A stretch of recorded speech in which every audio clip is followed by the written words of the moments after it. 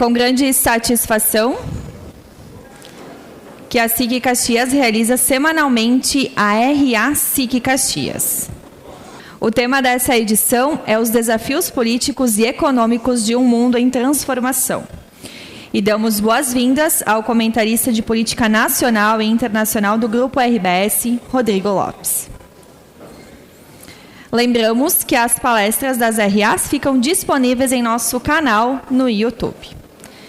Agora, nos telões, as marcas patrocinadoras e apoiadoras da RA SIC Caxias.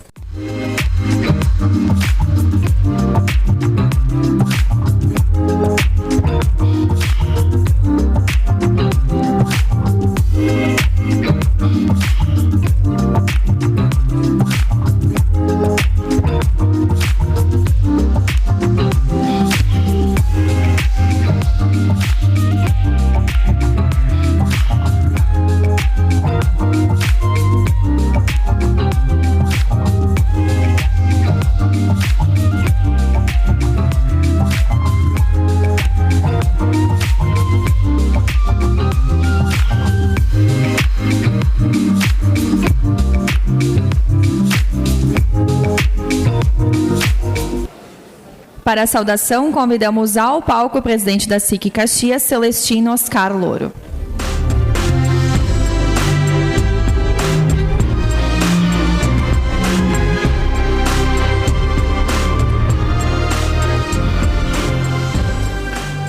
Cumprimento de maneira especial nossa vice-prefeita de Caxias do Sul, Paula Iores, presidente da Câmara de Vereadores, vereadora Marisol Santos, ao nosso palestrante do dia de hoje, jornalista Rodrigo Lopes, aos ex-presidentes aqui da casa, à imprensa e a cada um das senhoras e dos senhores que escolheram estar conosco nesse final de manhã de segunda-feira. A RA dessa segunda é um daqueles momentos importantes em que temos a oportunidade de debatermos os rumos da sociedade no mundo inteiro e os seus reflexos no nosso contexto geopolítico, sobre o nosso Brasil, a sua política e a sua economia.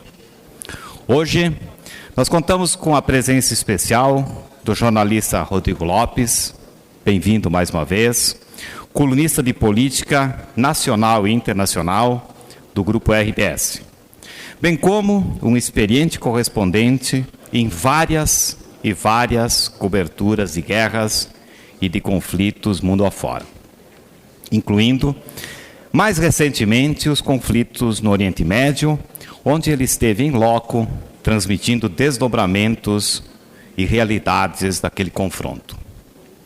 Lopes terá importantes reflexões sobre o cenário atual, nacional e internacional, o que nos ajudará a ampliar a nossa visão sobre desafios mundiais que nós todos enfrentamos. Gostaria também de falar um pouco mais sobre as nossas eleições municipais. Foi um momento importante, com debates significativos, ainda que com uma participação de eleitores muito aquém do que o esperado, refletindo um desejo de mudança, mas com soluções concretas. O que percebemos de maneira bastante clara é que os cidadãos buscam cada vez mais uma conexão genuína com os seus representantes.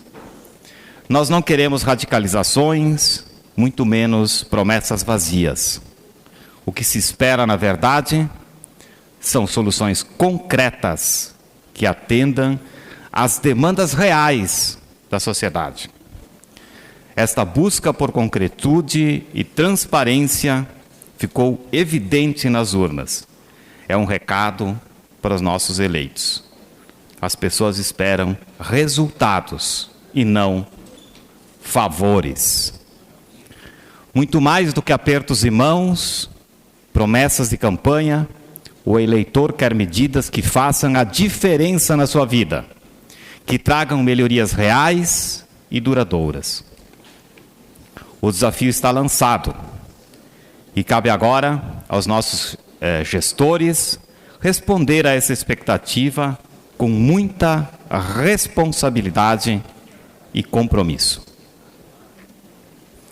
Paralelamente a este cenário político, temos uma economia nacional que passa por um momento muito delicado. Semana após semana, nós somos impactados por notícias preocupantes no que diz respeito, por exemplo, à dívida pública e ao descontrole nas contas do país.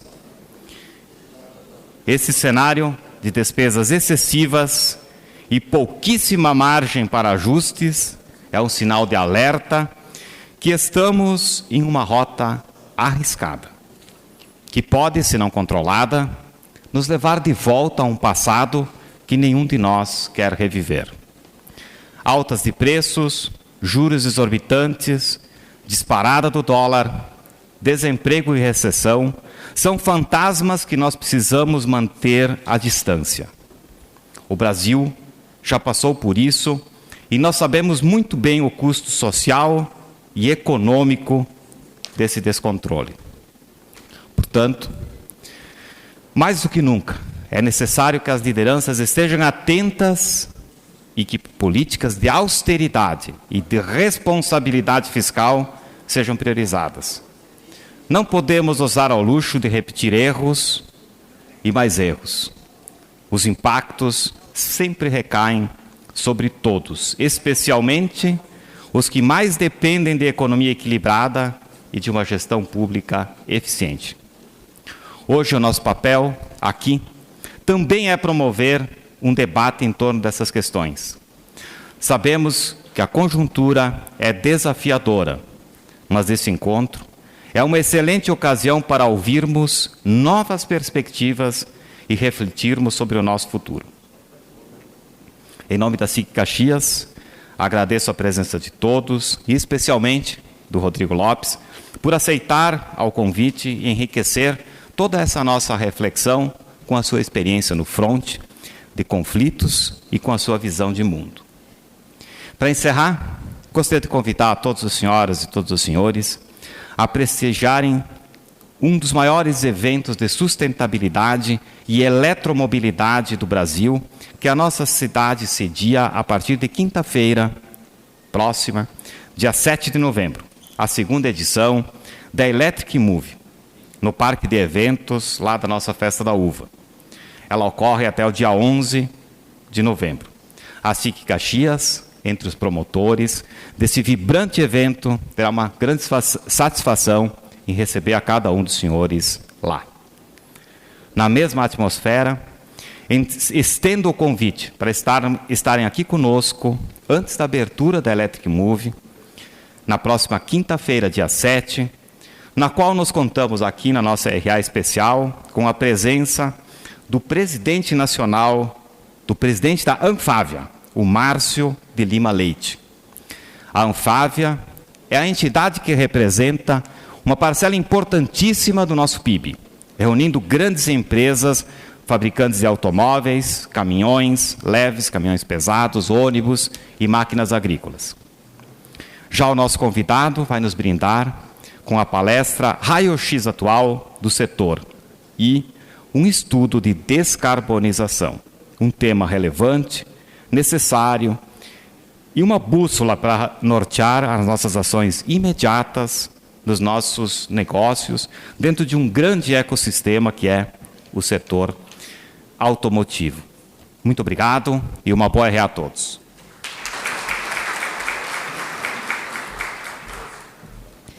Senhoras e senhores, na edição de hoje destacamos a participação na Vitrine RA com as associadas, o nosso núcleo setorial de consultorias aqui da SIC Caxias e o Világio.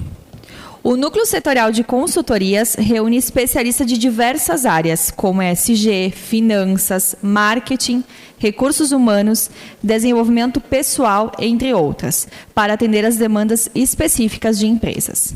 A diversidade de expertises permite uma abordagem completa, considerando diferentes perspectivas e soluções inovadoras.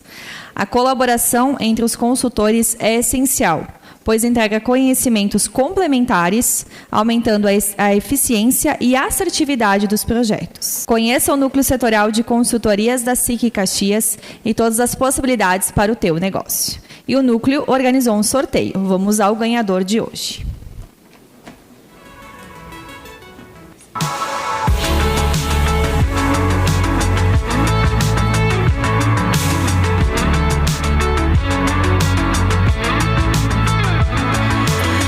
O ganhador que pode retirar o seu brinde no final da RA no espaço, então, do Núcleo de Consultorias, é Ricardo Pereira. Parabéns. Também está conosco a associada ao Világio Caxias, que é o maior shopping da Serra Gaúcha, localizado no principal acesso a Caxias do Sul e referência em compras e entretenimento para 39 municípios. Recebe mais de 7 milhões de consumidores por ano, oferecendo um mix de 150 lojas, gastronomia e serviços. Neste ano, com a temática Natal Mágico dos Esquilos, lançada no último final de semana, espera todos para compartilhar a magia da época mais encantadora do calendário. No dia 9 de novembro, ele convida vocês para a tradicional chegada do Papai Noel, um evento gratuito a toda a comunidade. Senhoras e senhores, uma parceria entre o Centro Municipal de Cultura, Dr. Henrique Ordovás Filho, e a Confraria das Artes da Serra Gaúcha e a Fundação Caxias, promove no dia 9 de novembro o leilão beneficente de obras de artistas da nossa região. O evento será às 10h30 na Sala de Cinema Ulisses Jeremia e reunirá obras doadas por artistas e objetos de acervos. O leilão tem como objetivo angariar recursos para o Projeto Eagle, que, em parceria com a Fundação Caxias, promove a inserção de jovens no mercado de trabalho e para melhorias no Centro Municipal de Cultura, Dr. Henrique Ordovás Filho. Uma excelente oportunidade de adquirir obras de arte por valores mais acessíveis e fazer o bem. Antes de iniciarmos a nossa palestra, informamos que as perguntas, então, são pelo Slido. Você pode acessar a ferramenta que está nos telões e também está disponível na sua mesa. Durante a palestra, pedimos atenção ao conteúdo. E para que possamos ouvir mais sobre polarização política, redes sociais e desinformação, oportunidades e perigos de uma era de transição, os principais riscos políticos e econômicos, o papel do Rio Grande do Sul e do Brasil no cenário global, por que o global é local e o local é global, meio ambiente e agronegócio como parte da solução, convidamos ao palco da RA SIC Caxias, Rodrigo Lopes. Bem-vindo.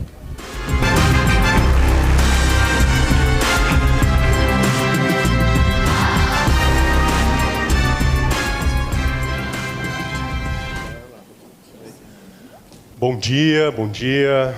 Estou muito feliz de estar aqui. Na reunião anterior ali nós estávamos falando, né? Acho que fazia uns 5 anos que eu não vim a Caxias do Sul. E cada vez que a gente vem, cada vez que eu vou a uma cidade nova e a gente está aos poucos quase como saindo da Ucrânia lá em Porto Alegre, né? Porque cada vez que a gente sai, depois de tanto tempo de isolamento, a gente vai percebendo mudanças, vai percebendo como a infraestrutura do Estado ainda vai engatinhando, né, após a tragédia que todos nós vivemos. Então, estou muito feliz de estar aqui, vejo uma cidade pujante, estava brincando que eu deixei minha mãe no shopping agora, e acho que a gente estava falando sobre o comércio, acho que também o comércio da cidade está, a um primeiro olhar, assim, eu consegui sentir, né, que Caxias, de fato, é uma cidade que carrega boa parte do Rio Grande do Sul nas costas. Então, parabéns pelo que vocês fazem aqui. Eu sou jornalistas normalmente, está aqui a Marisol, minha colega, dizendo, a gente fala que jornalistas são informais, né? E eu peço já licença para vocês, eu espero que nós estejamos aqui no ambiente de amigos mesmo e possamos trocar experiências nessa 1 hora aqui que nós vamos conversar. Eu comecei como office boy na RBS há 28 anos.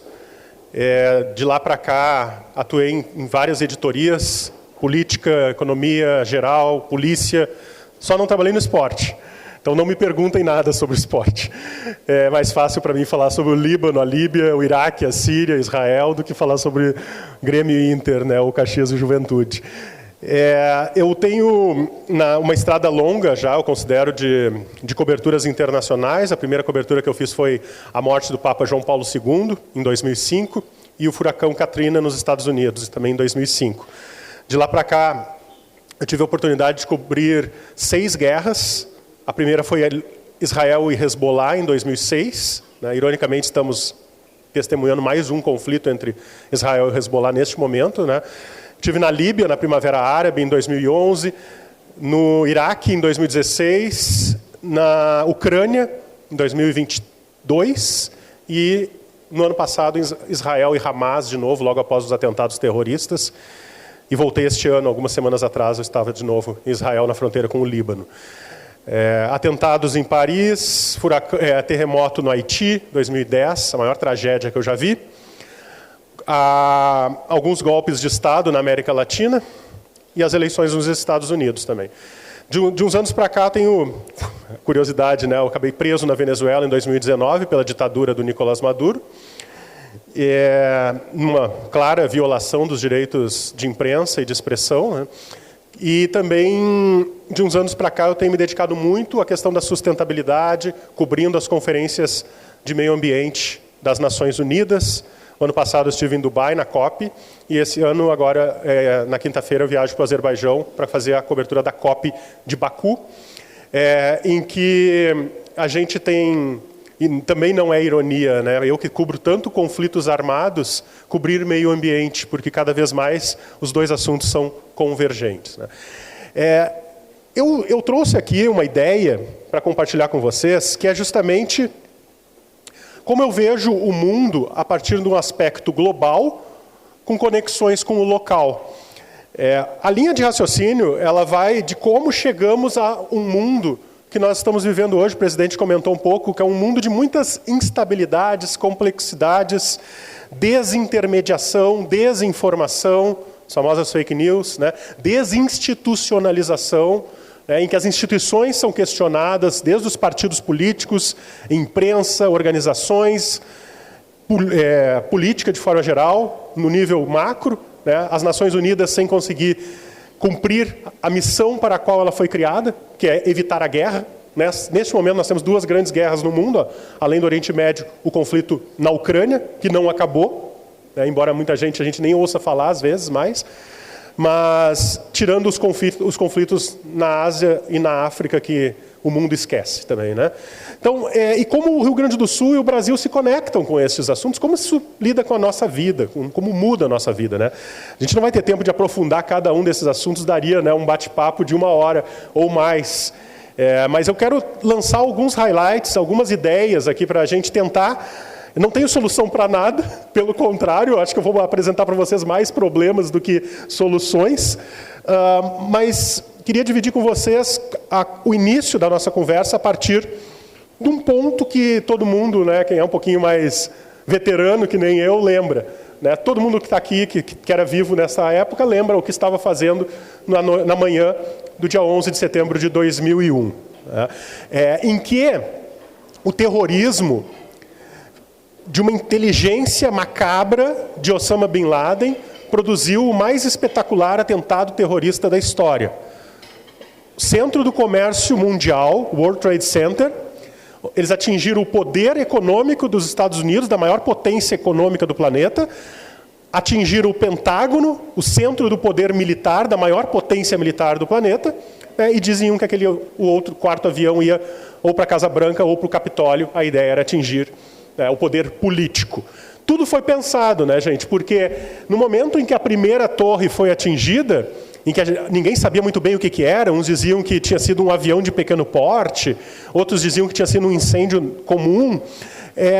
Nova York, a cidade mais vigiada do planeta, as câmeras começam a apontar para aquela torre que tinha sido atingida, se não me engano, a Torre Norte. Imediatamente, alguns minutos depois, na verdade, a Torre Sul é atingida. Percebam como foi milimetricamente pensado para que fosse coberto, ao vivo, essa imagem fosse transmitida para o mundo inteiro. Porque a imagem do primeiro avião batendo na torre quase ninguém tem. Mas aí, quando o primeiro avião bate na primeira torre, todo mundo vira as câmeras para o World Trade Center. E aí acontece o segundo atentado. Isso foi milimetricamente, midiaticamente pensado para causar terror ao vivo, transmitido para o mundo. Ainda não tinha muito ainda o YouTube, né? Era mais pela televisão tradicional. Esses dois terroristas, o Bin Laden, que é mais conhecido, o al-Baghdadi, criador do Estado Islâmico, pensam, ou pensavam, porque os dois estão mortos, né? Pensavam milimetricamente e midiaticamente para causar o terror em escala global. O Bin Laden produziu aquele atentado lá. E o al-Baghdadi criou uma outra forma de transmitir terror, que era sequestrar estrangeiros e transmitir a execução também ao vivo, no meio do deserto, já em escala global, pela internet, pelo YouTube, ou pelos canais dos grupos terroristas. Normalmente jornalistas, matando, arrancando... Perdão, né? Vocês estão almoçando, mas... então vou poupá-los dos métodos usados, mas vocês imaginam, né? Esse rapaz aqui fala em inglês perfeito, o algoz. A roupa laranja, que emulava a roupa usada pelos prisioneiros terroristas em Guantánamo, nos Estados Unidos, no meio do deserto, com captação em câmera de alta resolução, transmitido ao vivo. Isso também é milimetricamente pensado para causar terror, para chamar a atenção, para ser transmitido em escala global. Esses caras aqui profissionalizaram o terrorismo que se tinha nos anos 70 e 80, com explosão de bombas e tal, coletes bombas, invasão de restaurante, o terrorismo do ETA, do IRA, né, que nos anos 80 se via, não era em escala global. Como é que nós chegamos até aqui, gente? Vamos retroceder. Quando o Muro de Berlim cai, em 89, a gente tinha um mundo que era bipolar, né? A Guerra Fria. Estados Unidos, os blocos liderados pelos Estados Unidos e o bloco liderado pela União Soviética.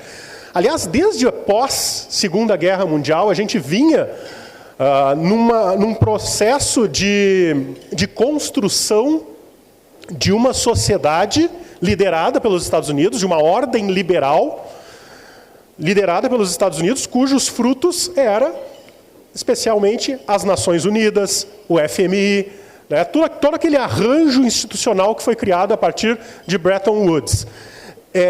Nós tivemos a Guerra Fria, 2 blocos. No momento que cai o Muro de Berlim, a gente viveu uma ilusão, que Fukuyama chamava de o fim da história, né, de que o mundo inteiro seria uma aldeia global. Seríamos uma só sociedade guiada pelo liberalismo.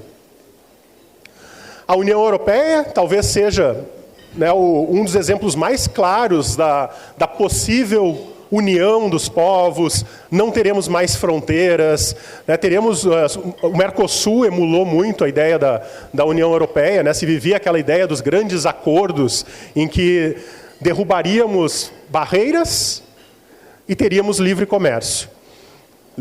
Livre comércio, livre circulação de pessoas e capitais, né? A China incrivelmente, entra na OMC em 2001 também. Quase ninguém lembra disso, porque o 2001 ficou marcado pelos atentados terroristas. Mas a China entra na organização, no FMI, na Organização Mundial do Comércio, no OMC, em 2001, também num processo de que a gente percebia que um país comunista, uma ditadura, estava se integrando ao comércio global, ou seja, estava adentrando e fazendo-se aderir às regras lideradas pelos Estados Unidos e pelo Ocidente. Em 2008, a gente teve a eleição do primeiro presidente negro da história dos Estados Unidos. Aqui, com uma grande campanha midiática pelas redes sociais, especialmente o Twitter. Então, já se percebia que as redes sociais iam mudar um pouco a forma como se faz política. Hoje a gente sabe que as redes sociais mudam a forma como a gente se relaciona em todos os níveis, né? Mas a política hoje ela é feita muito a partir das redes sociais. Nós tivemos em 2008 a primeira grande crise do século XXI. Né? A quebra do Lehman Brothers, uma crise global, interconectada, em que leva muitas vezes a se perguntar se os efeitos da globalização, aqueles que são negativos, também provocaram essa crise. Né? Começa a se questionar a própria globalização, e alguns poucos países saíram incólumes dessa crise. Né? A China foi um. A China foi um que conseguiu crescer apesar da crise. Nós vivemos no Brasil 2 grandes momentos, né? Um em que o Brasil era o país do futuro, em que a Economist mostrava, né, o Cristo Redentor decolando como se fosse um foguete, e alguns anos depois, né, o que aconteceu com o Brasil? O Brasil, né, cai como país. A Economist, que talvez seja a revista, né, que é a grande bíblia liberal, né, no mundo, a principal publicação de economia do mundo. E a partir de, especialmente 2011, a gente tem um crescimento muito vertiginoso das redes sociais. Eu lembro que, neste ano aqui de 2011, quando eu cobri a Primavera Árabe, em que as ditaduras árabes estavam uma a uma caindo, começa na Tunísia, vai para o Egito, uma ditadura de 40 anos do Hosni Mubarak cai, e depois vai para a Líbia, do Gaddafi, vira uma guerra civil, depois vai para o Iêmen, vira uma guerra civil, o ditador foge, e na Síria a Primavera Árabe não tem aquele frescor, os ventos da Primavera Árabe não conseguem derrubar o ditador que ainda está lá, né, o presidente sírio Bashar al-Assad. Mas aquela guerra que eu cobri na Líbia e na Tunísia, a revolução que acontecia pelas redes sociais. As pessoas se reuniam a partir das comunicações no Facebook. Os jovens que foram para a Praça Tahrir, no Cairo, se reuniam porque marcavam pelo Facebook, olha, vamos se encontrar para derrubar o governo e tal, tudo pelas redes sociais. Tanto que a primeira coisa que o ditador Gaddafi fez na Líbia foi cortar a internet. A primeira coisa que um ditador faz é cortar a internet para que não se comunicassem entre eles os movimentos rebeldes para derrubar o regime. Então, as redes sociais eram um frescor, era um canal de libertação que se tinha naquele momento. E o que acontece? Nós somos da comunicação. Como é que a gente enxerga esse novo momento da comunicação? Antigamente, nós tínhamos uma emissora, um canal, uma televisão, um jornal, uma rádio, e que transmitia de um para todos. Nós nos comunicávamos de forma unidirecional para a igreja, para os empresários, para os militares, para o cidadão, para o governo, para o judiciário, para os sindicatos. A única forma que a sociedade tinha de se comunicar com os veículos de comunicação era ou por carta, ou por telefone, ou, mais recentemente, por e-mail, a partir de 2001 ali, né? Essas pessoas, esses órgãos, esses atores, eles passavam também a se comunicar de forma mais rápida com o veículo de comunicação a partir do e-mail. O que acontece a partir das redes sociais? Muda, numa era de convergência, numa comunicação todos para todos.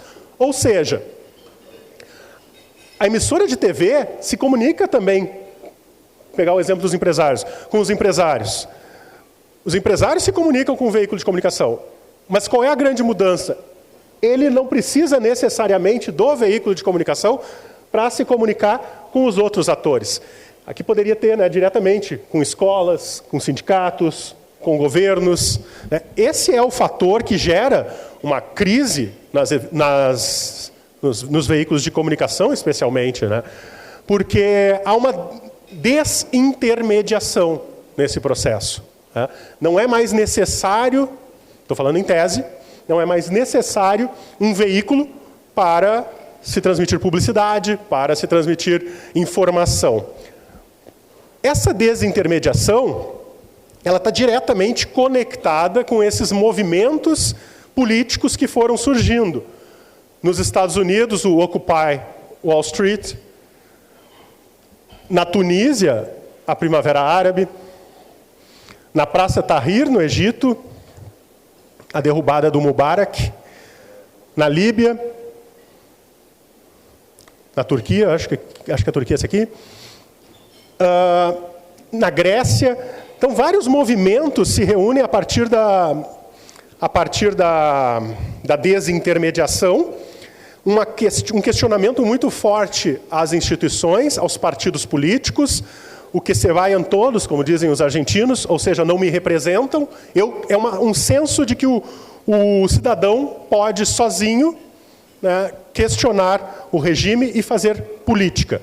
E eu acho que em 2013 nós vivemos um pouco isso no Brasil, que foi um processo de quase como se fosse, em cada cartaz desses aqui, é quase como se fosse um post de rede social. Cada um queria uma coisa, né?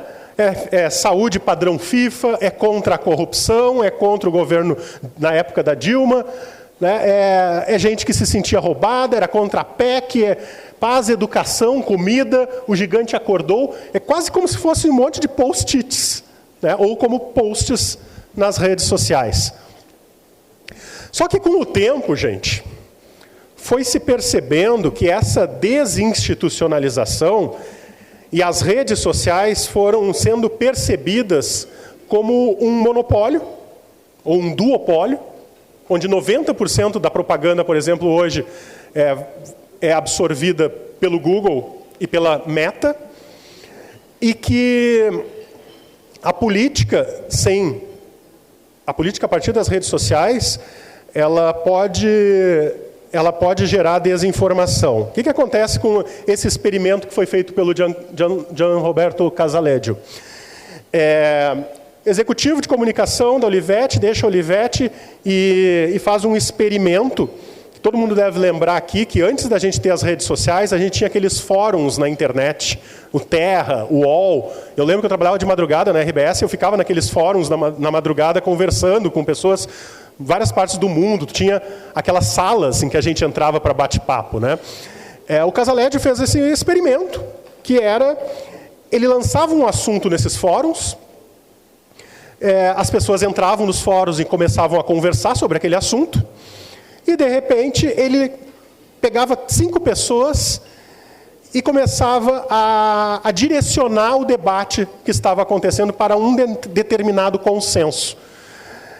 E logo se percebia que todos os demais que estavam naquela sala passavam também a concordar com aqueles 5 elementos que estavam discutindo e direcionando o debate. É o que se chama cascata de consenso. Foi um experimento que está no princípio do funcionamento das redes sociais. Aliás, hoje a gente não precisa de 5 pessoas. A gente pode ter uma pessoa com diversas contas ou robôs que fazem o serviço do consenso. É muito assim que se faz hoje campanha política, é muito assim que as redes sociais funcionam, e a gente nem falou ainda do algoritmo, né? O famoso algoritmo, que é a caixa preta, que não se sabe nem, que ninguém tem. É o grande segredo, como se fosse o segredo da Coca-Cola, né? A fórmula da Coca-Cola é como funciona o algoritmo. O que a gente sabe sobre o algoritmo, Facebook, por exemplo, o X, né? O antigo Twitter, a gente sabe que as redes sociais são movimentadas por emoções, ou seja, que assuntos que provocam emoções em nós elevam a audiência. Se eleva a audiência, se tem mais interação, se tem mais repostagens, interações, acaba que entra mais propaganda, e assim funciona a lógica do Facebook, por exemplo. Então, as redes sociais, elas mexem com as nossas emoções. Por isso que, de um tempo para cá, o Mark Zuckerberg dá menos relevância, manipula o algoritmo para dar menos relevância, ou seja, mostrar menos imagens de notícias e mais compartilhamentos de seres humanos comuns, né? E se provocar emoções, melhor, de dor ou de amor. Então, mas ninguém sabe muito bem como funciona o algoritmo. Em 2016, a gente tem o início da era Trump, num governo Trump nos Estados Unidos, um político que, na verdade, era um empresário, né, que se mostra como um outsider, se apresenta como um anti-establishment, um cara que era empresário, que se vende como: eu não sou político, eu venho de uma... Eu venho para drenar o pântano de Washington, ele dizia, né? Essa é uma estratégia que ele não pode dizer de novo agora, nessa campanha atual, né? Porque ele já foi presidente. Mas Trump ascende a política de uma forma muito esperta, muito marota, né? E nós começamos a ter um movimento, ainda sob o governo Trump, de isolamento dos Estados Unidos. Os Estados Unidos, que eram a grande potência, que haviam ascendido no sistema internacional como única potência do planeta, a partir da única superpotência do planeta, a partir da derrocada da União Soviética, os Estados Unidos começam a se isolar. O Make America Great Again, esse slogan significa um fechamento dos Estados Unidos. Os Estados Unidos se retiram, no governo Trump, do Acordo de Paris, retiram dinheiro da OTAN. Então, toda aquela aliança militar entre os Estados Unidos e a Europa para proteger a Europa da Rússia, que é o maior medo europeu, que a Rússia avance, né, como aconteceu no pós-guerra. E o Trump retira o apoio da OTAN e diz assim: o problema é dos europeus, eles que se financiem a sua própria segurança. Então, começa uma ascensão da China, começa a preocupar os Estados Unidos e a preocupar o governo Trump muito mais pelo questionamento da ordem liberal que a China faz, pelo questionamento das instituições ocidentais que ela tem, e porque está crescendo muito. Então, há um risco, pela visão americana, de se perder a hegemonia do planeta, né? Dos Estados Unidos deixarem de ser a grande potência. Aí eu começo a questionar algumas coisas com vocês. Será que a China vai dominar a ordem mundial? Nós vamos viver num mundo que será sinocêntrico? Nós viveremos um mundo onde nós veremos filmes produzidos em Pequim, muito mais do que os produzidos em Hollywood? A moeda chinesa vai ser a moeda global? Eu acho que não. Eu acho que nem a China quer isso. A China quer poder, ela quer exercer esse poder na sua região de influência. Ela não quer ser líder da ordem global, mas ninguém sabe muito bem. E enquanto não sabe, os Estados Unidos, né, por meio das suas diferentes atuações, tenta conter a China e, se possível, minar a China. Então a gente viu isso muito no governo Trump, especialmente no momento em que a gente tinha toda aquela guerra com relação a 5G, a Huawei, a instalação da Huawei na América Latina, sobretudo, mas também nos principais aliados europeus. Esse era o principal ponto que se percebia esse embate, né, entre os dois países. Bom, nós vivemos uma pandemia, muita gente fala que está havendo uma desglobalização. O mundo chegou num momento em que a globalização já teria atingido o seu limite, e hoje nós estamos recuando, nós estamos construindo novos muros, novas barreiras, os países estão voltando para suas... Quase como se nós estivéssemos num processo de tribalização. A gente viu na pandemia o quanto os respiradores, as máscaras que chegavam na França, por exemplo, vindas da China, o governo apreendia os respiradores na pista do aeroporto. Toda a solidariedade da União Europeia acabou no primeiro dia da pandemia. Então, os países reergueram suas barreiras, recrudesceram suas fronteiras. Espaço Schengen, o espaço de livre circulação de pessoas, bens e capitais, deixou de existir durante a pandemia, né? Então, tem muita gente que acredita que está havendo uma desglobalização a partir de então. E estamos com duas guerras, como eu comentei, né? A Ucrânia, quando a gente começa a ver o conflito na Ucrânia, por mais que é possível condenar, né, a ação do governo Putin, por mais que seja possível dizer que em pleno século XXI o direito internacional foi rasgado, há uma clara violação das leis internacionais, onde um país soberano invade outro país soberano, por mais que a gente entenda tudo isso, é possível também perceber, pelo ponto de vista do Putin, pensar com a cabeça dele, de que a OTAN avançou demais para o leste. Então, qual é a ideia do Putin? Criar um colchão de proteção onde a OTAN se mantenha um pouco mais afastada do seu território. A guerra é por isso. Amanhã, se Trump ganhar a eleição americana, a guerra termina, na minha avaliação. O Putin ganha os territórios ucranianos que já estão controlados ali no leste do país. E nós estamos vivendo outro conflito, que é no Oriente Médio. Esse é o local da festa, onde 300 jovens morreram, muito próximo à faixa de Gaza. Eu estive lá 2, 3 semanas atrás, nesse exato local. É muito, muito triste o que aconteceu.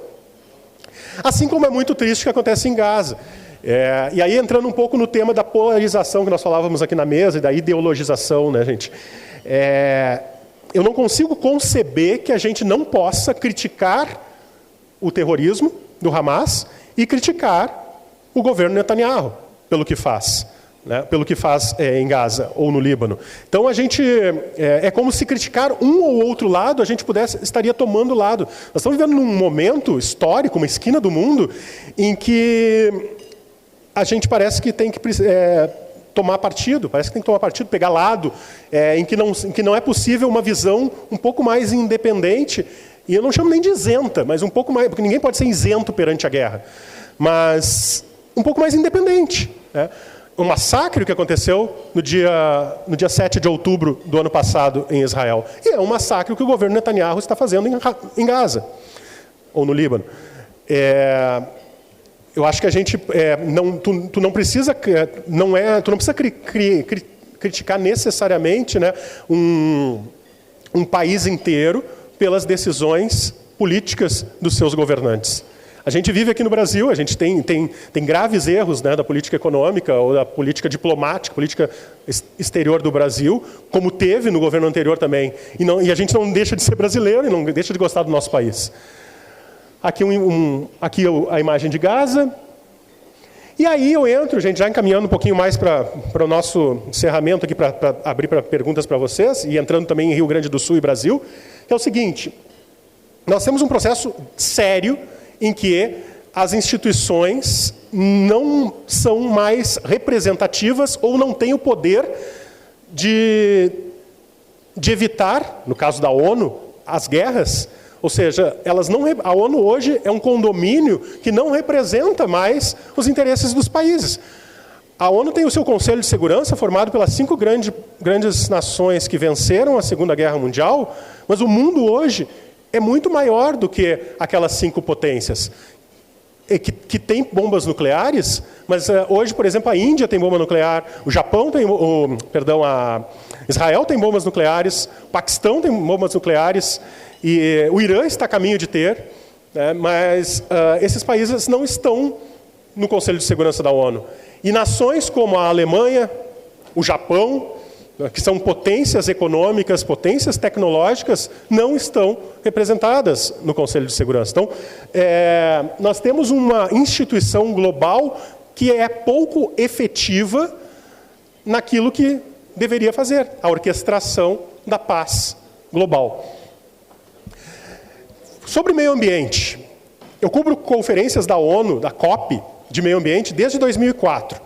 Buenos Aires, Bali, Montreal, ano passado Dubai e agora o Azerbaijão, a partir dessa semana.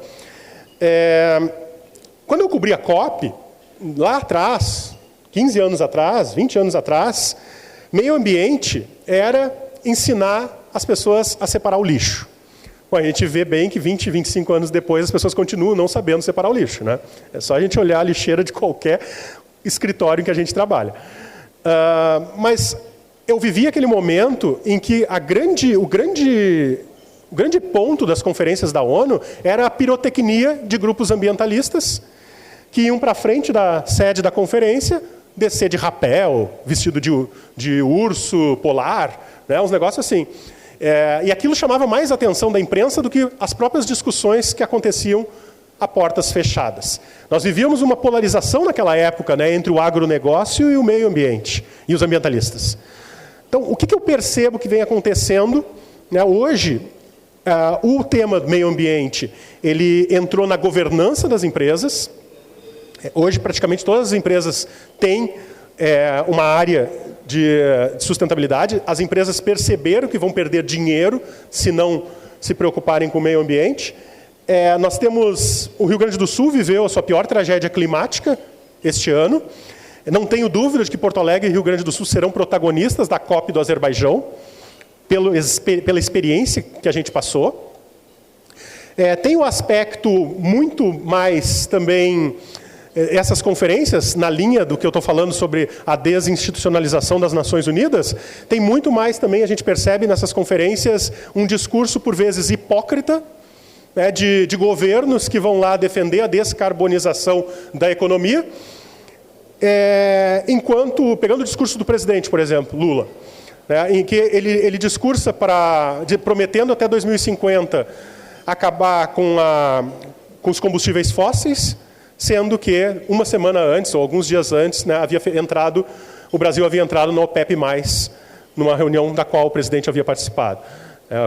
O presidente liberando também a extração de petróleo na Foz do Amazonas, enquanto para o mundo ver era um discurso sustentável, ambientalista, né, e bonito, entre aspas. Né? Então tem muita hipocrisia nessas COPs. Aliás, as COPs produzem toneladas de carbono a partir das milhares de pessoas que vão participar das COPs viajando de avião. As COPs são realizadas em países exportadores de petróleo. O ano passado foi Emirados Árabes, esse ano é o Azerbaijão.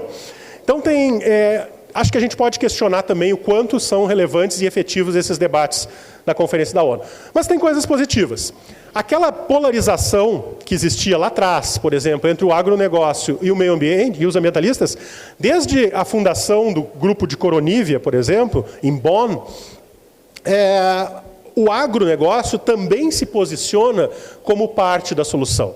Assim como guerras têm a ver com o meio ambiente, a falta de alimentos no mundo também tem a ver com o ambiente. Então, o Brasil tem essa oportunidade, como campeão da produção de alimentos, de se posicionar também como parte da solução.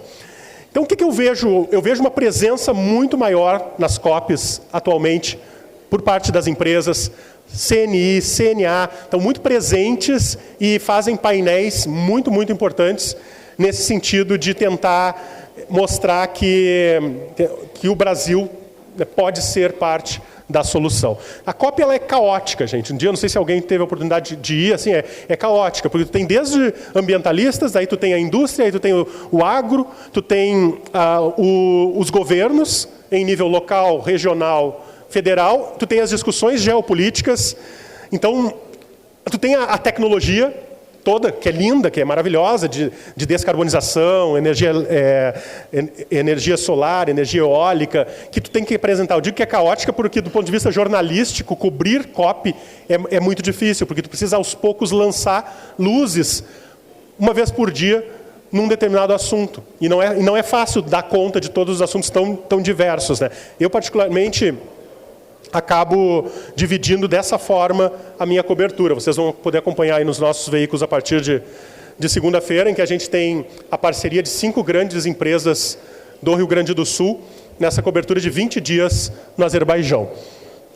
E aí nós chegamos até o nosso Rio Grande do Sul, né, gente? Tive a oportunidade de lançar um livro semana passada e ontem na Feira do Livro, anteontem, né, chamado A Enchente de 24, fazendo uma pequena propaganda, né, em que eu e mais 2 colegas contamos um pouco da cronologia da tragédia em Porto Alegre, é um recorte na capital gaúcha, e a gente acabou lançando o primeiro livro sobre esse desastre, em que a gente cobra também o poder público. Tem um capítulo que eu gosto muito, que é a anatomia do fracasso. A anatomia do fracasso do poder público e a anatomia do fracasso do sistema de proteção de Porto Alegre. São 2 capítulos, em que a gente conta a tragédia e conta um pouco dos bastidores também, daqueles dias terríveis. Quero rodar para vocês um vídeo que pedi para o pessoal colocar para nós. Eu sou comentarista, né, da RBS, mas, só segura um pouquinho, mas naqueles dias, eu que tinha coberto tanta tragédia pelo mundo, não me contive e precisei ver de perto o que estava acontecendo na minha cidade. Então, eu peguei 2 botes emprestados e, junto com um colega fotógrafo e um outro colega jornalista e um remador, a gente foi para o centro e visitamos os principais pontos icônicos de Porto Alegre para mostrar, né, o que estava acontecendo naquele momento. Pode rodar, por favor. A gente está descendo a Caldas Júnior, os botes, aqui já a partir do poeta Mário Quintana. A gente está na Avenida Mauá agora, foi por aqui que o Guaíba começou a invadir Porto Alegre. Esse aqui é o famoso Muro da Mauá, mais ou menos aqui a profundidade é de 1,70 m, e aqui a gente está a menos de 1 metro, talvez um pouquinho mais, de distância do topo do Muro da Mauá. A movimentação de helicópteros aqui ela é intensa a todo momento e é um dos poucos sons que a gente escuta, porque o resto é muito silêncio. Ironicamente, né? Porque esse é um dos locais mais movimentados de Porto Alegre, uma situação normal. Obviamente essa não é uma situação normal. Não tem sinal de internet, não tem telefone, sinal de telefone aqui na frente do prédio da prefeitura, prédio antigo, prédio histórico de Porto Alegre. Estamos muito próximos do mercado público e aqui a profundidade já é maior, passa de 1,70 m, talvez 1,80 m, pelo que a gente consegue calcular. Esse é um dos portões do mercado público de Porto Alegre, que fica bem em frente ao terminal Parobé. E à medida que a gente vai chegando próximo aqui ao mercado, a gente sente um cheiro de podre, né, provavelmente de alimentos estragados. A gente vê muito alimento boiando aqui, tem um cheiro de peixe bastante forte. E chama atenção também o silêncio. Um local que normalmente está cheio de gente, cheio de barulho, coração de Porto Alegre, completamente alagado, vazio. Esse é um dos prédios mais conhecidos de Porto Alegre, o antigo Hotel Majestic, a Casa de Cultura Mário Quintana. A gente está dentro da Travessa dos Cataventos, dentro da Casa de Cultura, um cenário inimaginável, né? Esse lugar turístico, lugar cultural.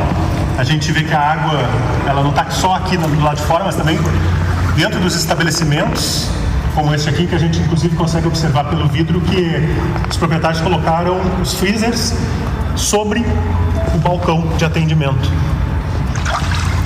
Impressionante. Feia coisa, né, meu amigo? Qual foi o estrago aí? Conseguiram salvar alguma coisa, os livros? Cara, então a gente conseguiu erguer os livros a cerca de 1 metro de altura, mais ou menos. E a gente fez algumas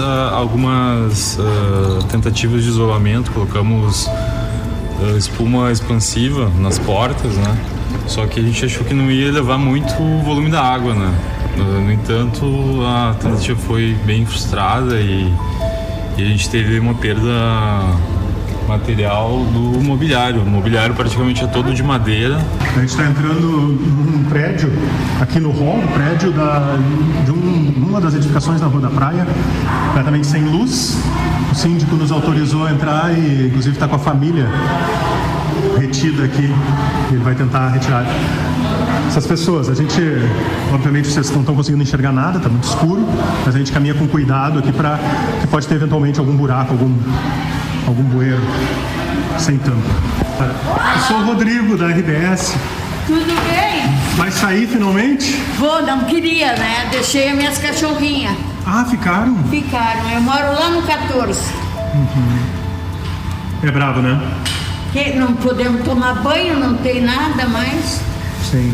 Eu já desci de escada 2 vezes hoje. 14º andar. E quantos cachorrinhos são? 2 cadelinhas. Vai ter que deixar, não tem o que fazer, né? Eu chorei pra não ir, né? Sim. Boa sorte. Melhoras, tá? A gente tá torcendo, Obrigada. Estamos juntos aí pra... Obrigada. Que baixar essa água, eu tô de volta. Se Deus quiser.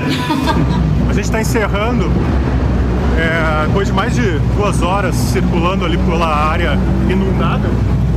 E muito triste, um cenário realmente que Poucas vezes a gente vê fora do Brasil. Eu tive algumas experiências já em furacão, terremoto, e nunca imaginei ver isso na minha cidade. Eu gosto de mostrar esse vídeo, eu tenho mostrado nas palestras que eu tenho feito no Brasil, porque a gente não pode esquecer, né, gente, o que aconteceu aqui. Né? Muitas empresas perderam seus negócios, a infraestrutura foi atingida, as pessoas perderam suas casas. Nós lá na RBS tivemos o prédio evacuado também, invadido pela água. 80 colaboradores nossos perderam também suas casas ou foram atingidos de alguma forma.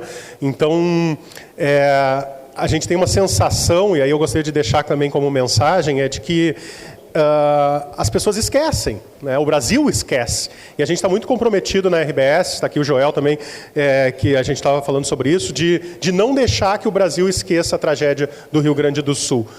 Para que isso, eu não estou falando só de memória, eu estou falando de investimentos, né, de infraestrutura. Nós ficamos muito tempo sem aeroporto em Porto Alegre, 6 meses. A sensação que eu tenho é que estamos engatinhando, o poder público está engatinhando, né, muito tem sido feito pela iniciativa privada na reconstrução de pontes e de infraestrutura.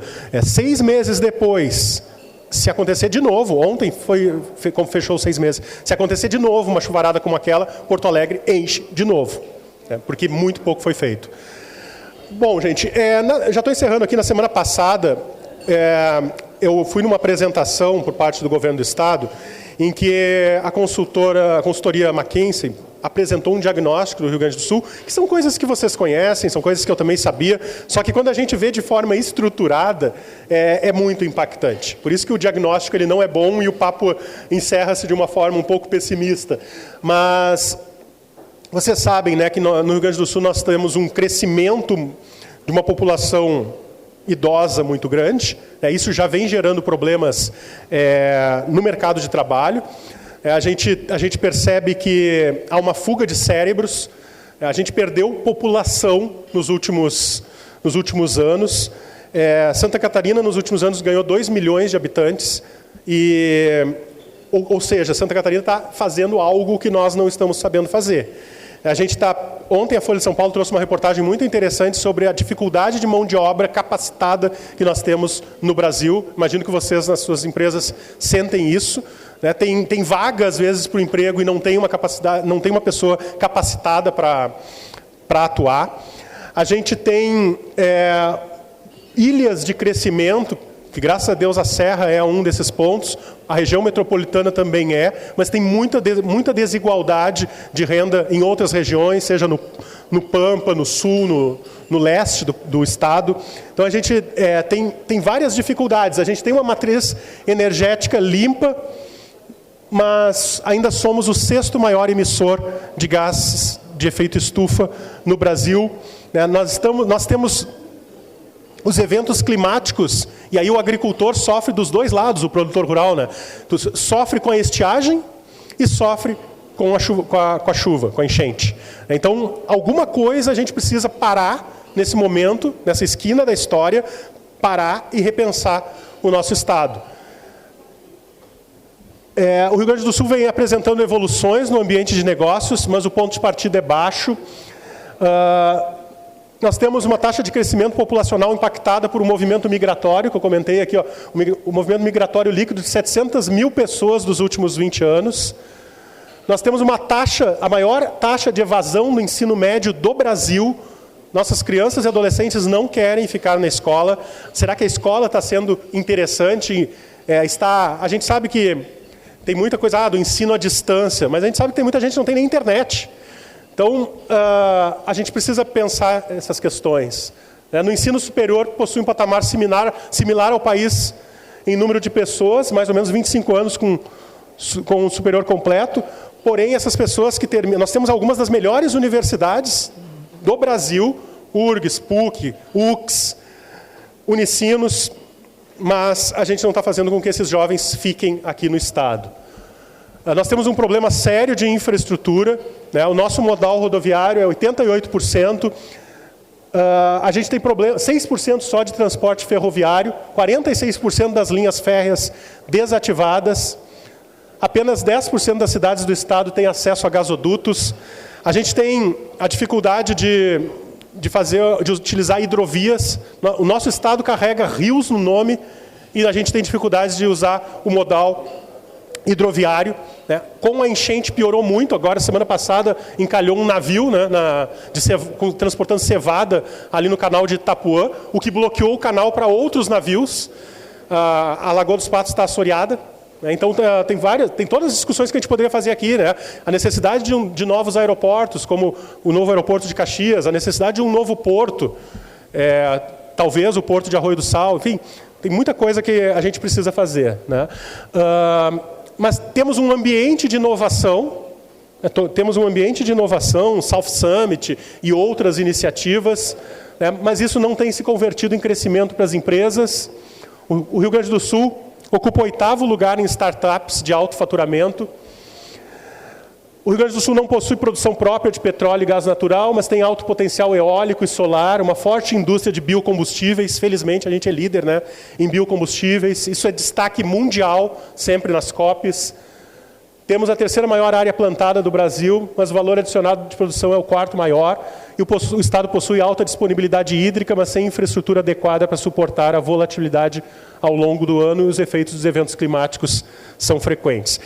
Esse levantamento, gente, foi o levantamento que a McKinsey fez para o governo do Estado para basear o plano de desenvolvimento econômico, inclusive social, que o governo está apresentando. Tá? Eu só trouxe o diagnóstico, né, e não quero entrar no detalhe sobre o plano, se é bom ou ruim, porque eu acho que a gente não tem um plano de Estado, a gente tem um plano de governo, né, infelizmente a cada 4 anos, ou felizmente, né, a alternância de poder, mas as coisas mudam muito radicalmente no Estado e no Brasil a cada 4 anos, não se tem projetos de país e de Estado de longo prazo. Para quem não viu o plano, eu só trouxe aqui, e não podemos questionar, né, não quero dizer que eu concordo com tudo que está aqui. O governo tem apresentado como uma economia de sustentação a cadeia agropecuária, a silvicultura, biodiesel, fertilizantes e cadeia petroquímica, uma aposta muito grande em economias de ascensão, que são máquinas e equipamentos, automotivo e a cadeia do setor automotivo, especialmente setor de carros elétricos, e nos serviços, né, turismo, informação e comunicação. Eu vejo esse plano mais como um plano de intenções, de boas intenções, que não diz muito como vai chegar lá. E aposta na economia de inovação com hidrogênio verde, produtos e serviços digitais, semicondutores e veículos elétricos. Então, o resumo de tudo isso, e aí abro para a gente dialogar, é que nós estamos vivendo um mundo, né, de intensa polarização.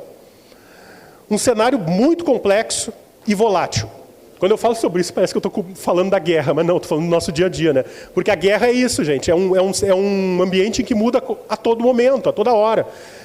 Então, talvez nós tenhamos que ter, nas nossas tomadas de decisões, a flexibilidade de mudar, muitas vezes, as opiniões e as ideias e as estratégias muito rapidamente. Nós temos as redes sociais que, por um lado, empoderaram os seres humanos, mas, por outro lado, geraram desinformação. Eu até não gosto do termo fake news, porque se é fake, não é news, né? Se é fake, não é notícia. Nós temos um mundo hiperconectado, mas eu aqui falando para vocês, eu disputo a atenção com cada um de vocês, com aquele que é o maior, né, inimigo da atenção hoje em dia, que é o nosso celular. A gente dispensa 9 horas, o brasileiro fica 9 horas conectado com redes sociais por dia. Então, o mundo virou uma guerra por atenção. A gente precisa pensar sobre isso. Nós migramos de um mundo unipolar, em que os Estados Unidos eram a maior potência, para um mundo multipolar. É bom, porque quanto mais atores no sistema internacional, melhor. Porém, um mundo multipolar é muito mais volátil, é muito mais complexo e é muito mais inseguro do ponto de vista da geopolítica. Nós temos um descrédito das instituições. Muita gente, como eu comentei, acha que estamos vivendo um processo de desglobalização, talvez uma nova Guerra Fria 2.0, em que não é tão simplória e simples quanto a Guerra Fria entre os Estados Unidos e União Soviética, porque naquele momento a gente tinha 2 blocos muito distantes e que faziam comércio e negociavam cada um internamente. Hoje a economia da China e a economia mundial e a economia dos Estados Unidos estão entrelaçadas. Então é muito mais complexo esse conflito, que hoje é comercial, mas que pode gerar um conflito de proporções globais. Nós temos desafios ambientais, nós nem tivemos tempo aqui de falar de inteligência artificial ainda, que já está mudando a maneira como a gente faz negócio, a maneira como a gente se relaciona, para o bem e para o mal, né? E nós temos desafios de mercado de trabalho e de pirâmide social. Então, gente, eu queria encerrar deixando essa provocação, né? Eu que comecei fazendo coberturas internacionais, eu estou muito, muito envolvido com o nosso aspecto local. Muito, muito envolvido em contribuir de alguma forma para que o nosso Estado se desenvolva. Eu sempre volto muito, muito irritado das coberturas internacionais. Quando eu volto de uma guerra ou de um terremoto, como no Haiti, o país mais pobre das Américas, em que eu vi 300 mil mortos, que tinha corpos no calor do Caribe, assim, que não dava conta de enterrar. E eu volto para o Brasil e volto para o meu estado, muito irritado com a falta de capacidade que nós temos no nosso estado, no nosso país, de tornar esse ambiente mais desenvolvido, mais amigável para os negócios, mais solidário. Porque a gente não tem furacão, ou não tinha pelo menos, até um certo tempo atrás. A gente não tem guerras. A última guerra que o Brasil participou diretamente foi contra o Paraguai. Então a gente teria uma possibilidade de crescer e ser especialmente o Rio Grande do Sul, né, um estado melhor. E como eu comentei com vocês, a gente está erguendo novos muros, a gente está vivendo um processo de tribalização. Então, será que a gente está voltando a um período dos anos 20 ou dos anos 30 do século 20, em que as instabilidades, as ideologizações, as polarizações, os extremismos de direita ou de esquerda vão produzir um novo conflito de proporções globais? Não sei. Essa é a reflexão que fica. A minha percepção é bastante pessimista. Eu acho que a gente não está caminhando bem. Eu tenho o diagnóstico, agora as soluções eu não sei, a gente pode discutir. Com essa imagem icônica, num mundo em que está construindo novos muros, reais, concretos e virtuais, eu encerro esse primeiro momento aqui, agradecendo a vocês pela atenção. Obrigado.